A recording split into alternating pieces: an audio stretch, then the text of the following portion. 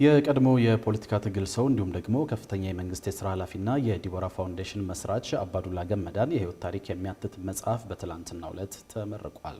በልጃቸው በኪ አባዱላ የተዘጋጀው መጽሐፉ የአባዱላ ገመዳን የቤተሰብ ታሪክ፣ የህይወት ውጣ ውረድና የስራ ዘመን ተሞክሮን ያካተተ ነው። መጽሐፉ በተመረቀበት መርሃ ግብር ላይ የተገኘው ሪፖርተራችን ብሩክ አስቀናው ተጨማሪ ዝርዝር ዘገባ አለው።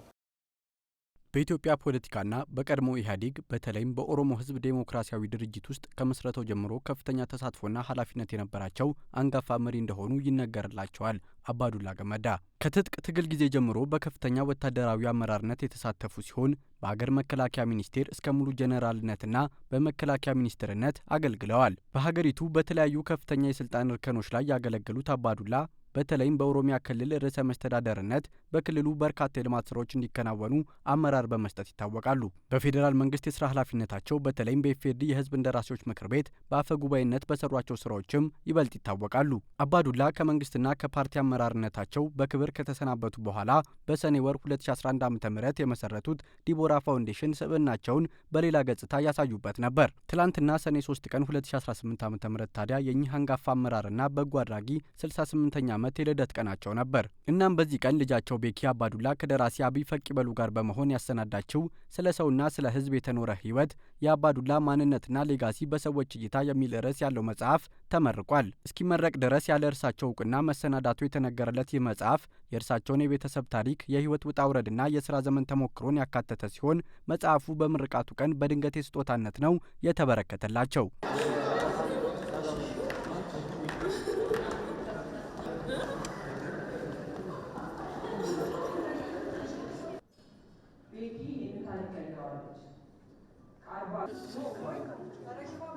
እውነት ለመናገር ከሆነ ምንም ነገር እኔም ራሄል ምንም ነገር አናውቅም።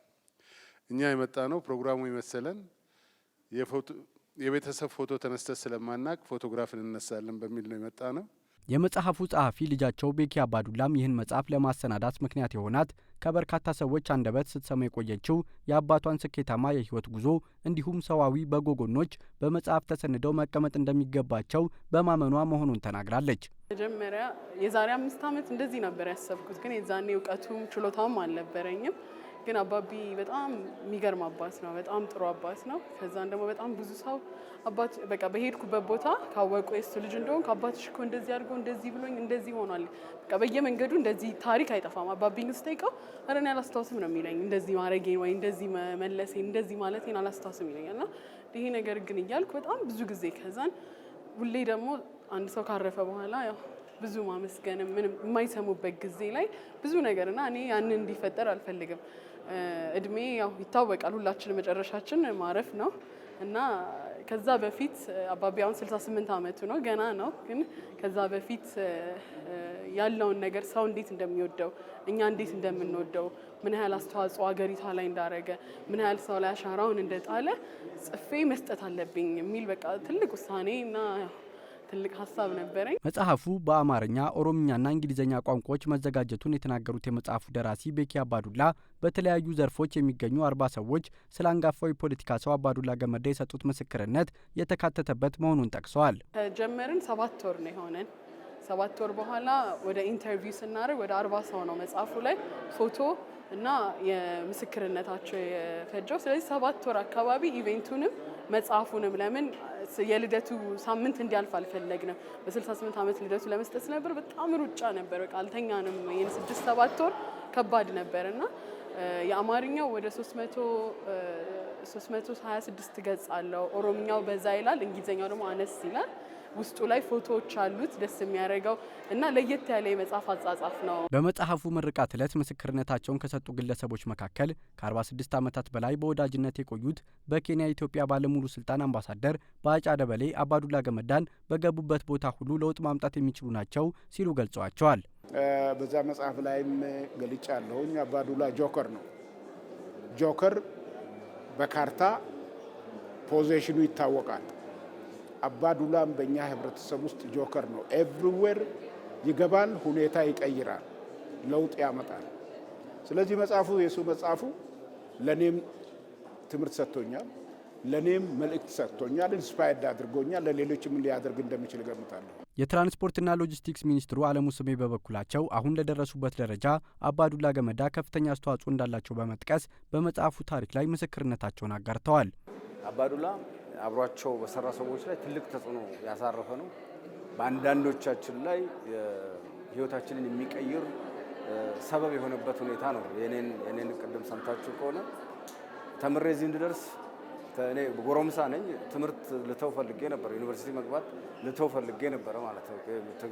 የትግል ይሻለኛል አንብዬ ማለት ነው። የዩኒቨርሲቲ ነጥብ መጥቶልኝ እያለ ማለት ነው። ግን እሱ ነው ሰበብ የሆነኝና ለዛሬ እዚህ መድረሴ ሰበብ የሆነኝ አባዱላ ነው ማለት ነው። እና የመጽሐፉ ባለታሪክ አባዱላ ገመዳ በበኩላቸው በህይወት እያሉ በልጃቸው የህይወት ውጣ ውረዳቸውን የሚተርክ መጽሐፍ ለንባብ በመብቃቱ የተሰማቸውን ደስታ የገለጹት እንዲህ ባለ መንገድ ነበር። አንደኛ ልጆች ተወልደው አድርገው የአባታቸውን ታሪክ የሚዘግቡበት የሚጽፉበት ሁኔታ መኖሩ ነው። ሁለተኛ ይህን ሁሉ ስራ እኔ ሳላቅ ባለቤትም ሳታቅ በምስጢር ነው የሰሩት።